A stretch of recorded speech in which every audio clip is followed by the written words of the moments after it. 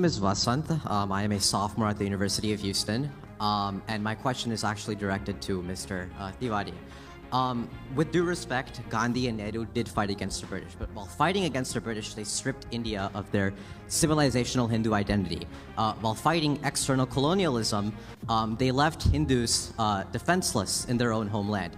How do you justify continuing to defend their legacy today? Thanks. Do not forget that there was a parallel organization who stood shoulder to shoulder with the British, did not fight them. And when Gandhi was assassinated by one of their own, they distributed sweets. They celebrated. They ensured, they were accused in the court as a co-conspirator. Who made Mr. Mahatma Gandhi, or let's say Mohandas Karamchand Gandhi, the father of India? Where did this title come from? And why are we expected to buy this lock, stock and barrel, hook, line and sinker, that all of them shed blood or they were political prisoners? The one thing that I think the scholarship of the last decade has established very clearly, irrefutably if I may say so, is they were political elites who enjoyed the best of conditions in these jails, when the fact of the matter... One question, but please keep it short. Hi, my name is Vasant. I am a sophomore at the University of Houston, and my question is actually directed to Mr. Tiwari. With due respect, Gandhi and Nehru did fight against the British, but while fighting against the British, they stripped India of their civilizational Hindu identity. While fighting external colonialism, they left Hindus defenseless in their own homeland. How do you justify continuing to defend their legacy today? Thanks. The greatest civilizational battle that India has fought, we as Indians, our forefathers fought, obviously is against the one who dealt the most bloody blows on India, economically, socially, the thought of India, and that were the British. And the people who fought them successfully, I will always see them as heroes. Do not forget that there was a parallel organization who stood shoulder to shoulder with the British, did not fight them. And when Gandhi was assassinated by one of their own, they distributed sweets. They celebrated. They ensured, they were accused in the court as a co-conspirator. Sardar Patel banned them. So to go back, as I said, counterfactuals don't run the nation's future. Anyone could have been there and stood up and become the hero, founding father of a modern India. But Gandhi did, Nehru did. Nehru spent more than 10 years in jail, as much time that the current Indian Prime Minister has been the Prime Minister. He went to jail not knowing that whether India would gain freedom or not. So I will not find any way to belittle the contribution of anyone who fought the British and won us the freedom. We are here standing tall on the sacrifices they have made.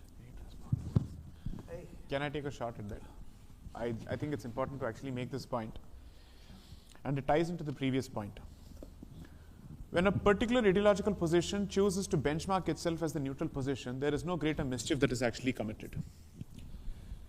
When you choose to make yourself as the benchmark, when you actually have an ideological bias, then you actually do grave injustice to everybody else's position. And here I think people need to revisit this entire history. Who made Mr. Mahatma Gandhi, or let's say Mohandas Karamchand Gandhi, the father of India? Where did this title come from?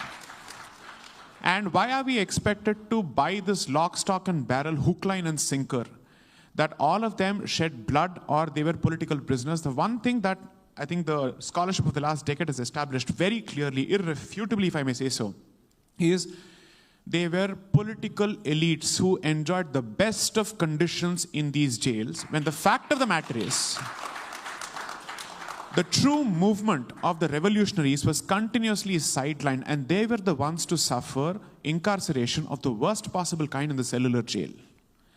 And the fact of the matter is, be it the Congress or the movement that was led by it, please read into the history of it. They started off by clearly saying that they only wanted the dominion status within the British Empire. That was the stated position until the revolutionaries said, this cannot be the position, we want Purna Swaraj, complete independence. So the so-called party that was established by Alan O. Hume, specifically under the instructions that if the revolutionary movement prior to that was not curbed, or it was not given a particular voice through a political platform, then India would erupt. The Congress was set up in the language of the British as a safety valve to ensure that this anger is directed towards British interests as opposed to against British interests. This is the history, which is why I keep saying the history of the last 11 years since 2014 is the so-called status quo that all of us are expected to buy and which has become the gospel truth has been challenged over and over again. And we are the ones who are trying to exercise free speech, dissenting against an established narrative, and we are the ones who are called fascists. That is the so-called hypocrisy of the ongoing public discourse. Unfortunately, it just so happens that certain Western publications are in cahoots with the establishment when it comes to pushing this narrative over and over again, as opposed to giving us dissenters a platform and a space to explain what is the true nature of it. To put it in the language of, let's say, certain popular movements here, we are the true indigenous voices. We are finally getting to tell our story. Let us tell our story.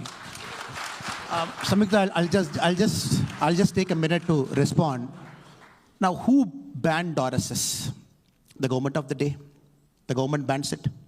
Because Nehru ji, if anybody had the opportunity to read the will of Mr. Pandit Jawaharlal Nehru, the last will, he says, I should not be given a Hindu religious ceremony when I die. This is Mr. Nehru. When Rajendra Prasad ji wanted to go and attend the ceremony in Somnath, the Kumbhabhisheka that is happening, the Prime Minister of our country said this is called Hindu revivalism. How can the President go and attend? I'm just putting things in context.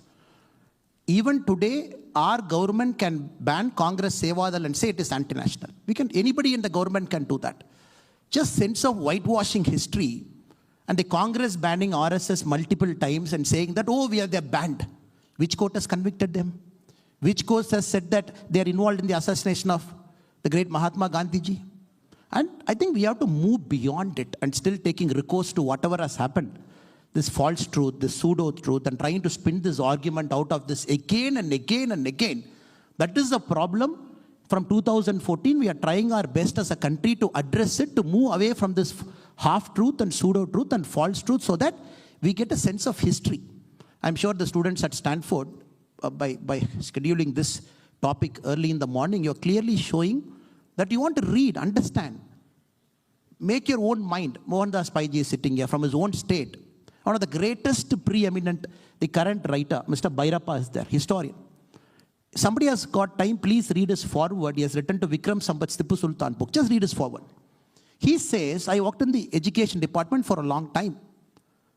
When they want to even do some minor alteration to the history of Tipu Sultan, the education secretary used to ban saying, why do you want to do it? We have a certain sense of history that from 1947, let us continue. Why do you want to bring new things into Indian history? That is the problem.